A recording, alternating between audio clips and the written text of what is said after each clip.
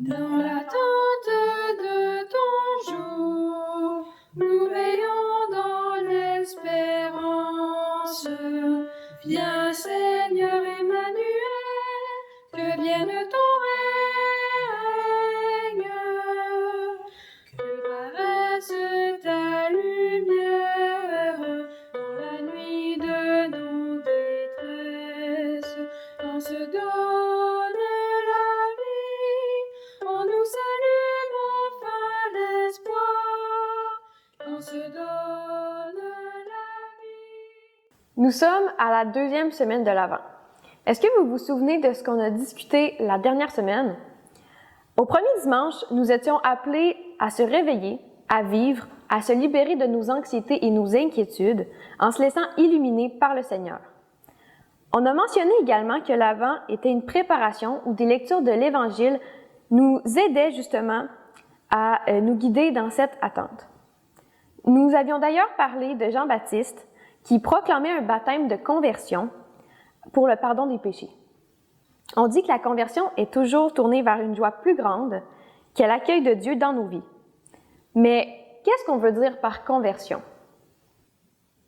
La conversion. Convertissez-vous, convertissez-vous. C'est ça que les prophètes de l'Ancien Testament répétaient sans cesse. Mais il les appelait à revenir vers Dieu, le peuple. Mais dans l'histoire d'Israël, on le voit souvent. La conversion, ça serait une démarche à reprendre souvent d'abord. D'abord, on ne se convertit pas définitivement. Pourtant, d'autres disent on est converti ou on ne l'est pas. C'est définitif. J'en connais un d'ailleurs, François, qui a été converti à 28 ans. C'était définitif. Mais la conversion, c'est surtout que ça se caractérise par un changement qu'on peut repérer extérieurement, plus encore qu'une attitude, bien plus qu'une attitude intérieure. Donc, comment ça se voit, moi? Est-ce que je suis vraiment à la suite de Jésus? Est-ce que je suis convertie? Est-ce que ça paraît? Donc, cette semaine, notre bougie, c'est pour signifier cet appel à la conversion. On est appelé à vivre ensemble, avec Dieu dans notre vie, mais avec les autres aussi.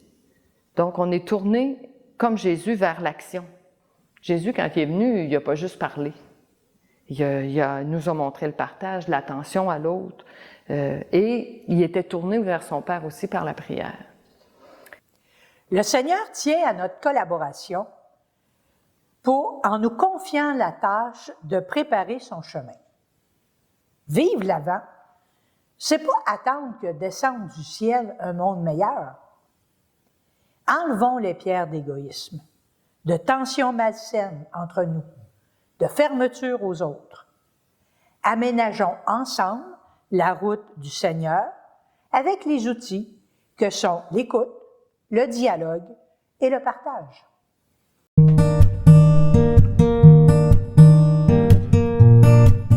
L'attente de Noël est une motivation pour plusieurs personnes.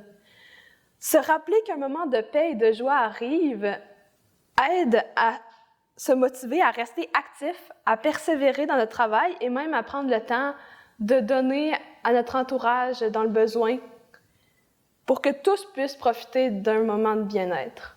Être à l'écoute et partager son temps avec d'autres personnes, ça aussi, c'est une manière de rendre son Avent concret. On peut bien culpabiliser de ne pas avoir pris assez de temps, de ne pas avoir rendu assez de services dans l'année auprès des autres, mais en fait, l'Avent, c'est une opportunité de justement mettre ça de côté puis de le faire tout simplement. Prendre le temps d'aller prendre un café avec un ami, un cousin, avec qui on n'a pas assez discuté pendant l'année, aider quelqu'un dans ses préparatifs des fêtes, ou encore rendre le temps des fêtes spécial à quelqu'un qui travaille beaucoup, un médecin, ceux qui travaillent dans les épiceries, peu importe. C'est tous des exemples de choses qui sont faciles à faire, puis qui rendent tellement notre Avent meilleur, autant pour nous que pour les autres. Malgré tout ce qui se passe de négatif dans l'Église, dans la situation économique, dans les suites de la pandémie, l'isolement qu'on a vécu, est-ce qu'il n'y a pas une façon de se voir, d'être ensemble, avec d'autres, pas habituellement chez nous, comme des personnes seules. J'ai vécu cette expérience-là à un Noël où on ne pouvait pas se réunir plus que 10 personnes et j'avais invité des gens seuls autour de moi, mais vraiment comme ça, par pur plaisir de les voir pas tout seuls. Ça aussi, c'est quelque chose qui est grand, qui est beau, puis qui touche pas juste les personnes qui sont reçues, parce que nous aussi, on reste marqués de ça. Ça fait du bien. C'est ça l'ensemble qu'on peut vivre. Puis pour ça, ben, j'ai peut-être encore besoin de la parole de Dieu, puis de l'Esprit Saint, qui va me dire mes petits cues pour pas oublier de faire plaisir. En cette période où nous dépensons beaucoup pour se faire plaisir puis faire plaisir à ceux qui nous entourent, je veux penser à ceux et celles qui n'en ont pas les moyens. Nous avons plusieurs chances de partager. D'abord, donner de l'argent ou des denrées non périssables, que ce soit dans les commerces, par exemple IGA, ou directement à des organismes qui s'occupent des personnes plus vulnérables. Il y a aussi le ramassage des jouets, neufs ou usagés, qui se fait pour des enfants qui autrement n'auraient pas de cadeaux.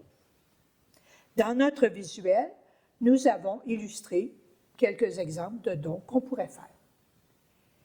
Je n'ai jamais participé à la distribution des paniers de Noël, mais une amie qui l'a fait m'a raconté combien les personnes qui les reçoivent sont contents. Il y a des larmes dans les yeux des adultes et des sourires et des cris de joie quand le Père Noël donne des cadeaux aux enfants. Soyons généreux. Tous ensemble, il me semble, on pourrait changer le monde de jour en jour, de cœur en cœur, par des gestes d'amour. Tous ensemble, il me semble, on pourrait changer le monde en changeant